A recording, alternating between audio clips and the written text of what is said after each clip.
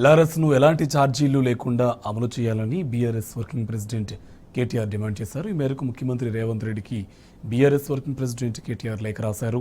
గతంలో తమతో సహా సహచర మంత్రులు చెప్పిన మాటలు, హామీలను దృష్టిలో ఉంచుకుని ఉచితంగా ఎల్ఆర్ఎస్ను అమలు చేయాలన్నారు.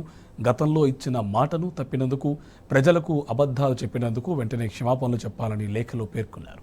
ఎల్ఆర్ఎస్ అంటే దోపిడీ అన్న కాంగ్రెస్ నేతలు ఇవాళ ప్రజలను ఎందుకు దోపిడీ చేస్తున్నారో వివరించాలని కేటీఆర్ డిమాండ్ చేశారు. ఉచితంగా ఎల్ఆర్ఎస్ను అమలు చేయాలని, ఈ మేరకు మార్గదర్శకాలు విడుదల చేయాలని సీఎంను లేఖ ద్వారా కోరారు. గతంలో కాంగ్రెస్ పార్టీ నాయకులు చేసిన హామీలు, మాట్లాడిన మాటలను తన లేఖలో ప్రస్తావించారు కేటీఆర్.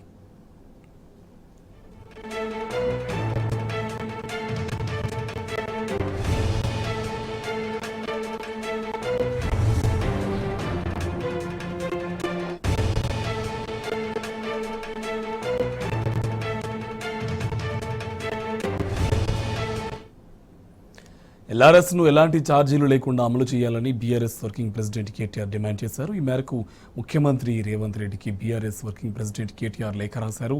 గతంలో తమతో సహా సహచర మంత్రులు చెప్పిన మాటలు, హామీలను దృష్టిలో ఉంచుకుని ఉచితంగా ఎల్ఆర్ఎస్ను అమలు చేయాలన్నారు.